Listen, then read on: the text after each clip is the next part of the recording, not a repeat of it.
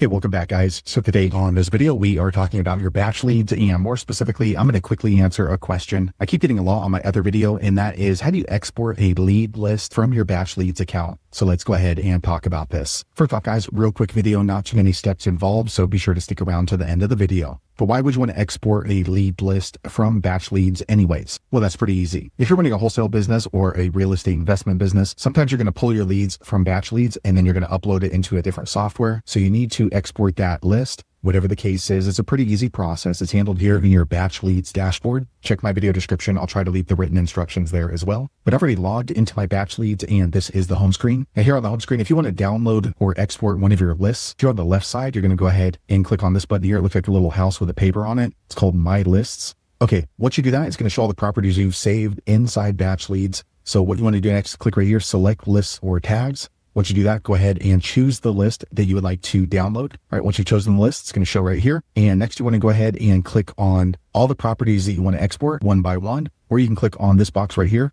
And that way all of them are selected. And once you're ready to export or download this list, here on the top right, you're going to click on export. It says upward arrow. Okay, so here you can go ahead and choose how you want to export or download it. So you can export it into Excel, which is what I'm going to do. You can also send it over to Podio or your batch dialer if you have that. So let me click on export to Excel. Okay, you can see this is a test account, so I don't have that feature. If you have the paid account, you're going to be able to export that and it'll download directly to your computer. So there you have it, guys. If you're wondering how to download or export a list inside of your batch leads, that's the easiest way I know how to do it. If you know an easier way, be sure to leave a comment below. Let the rest of us know how you did it. Hopefully you found that video useful. If so, click thumbs up or maybe consider subscribing to my channel, and I hope to see you on the next video. Thanks again for watching.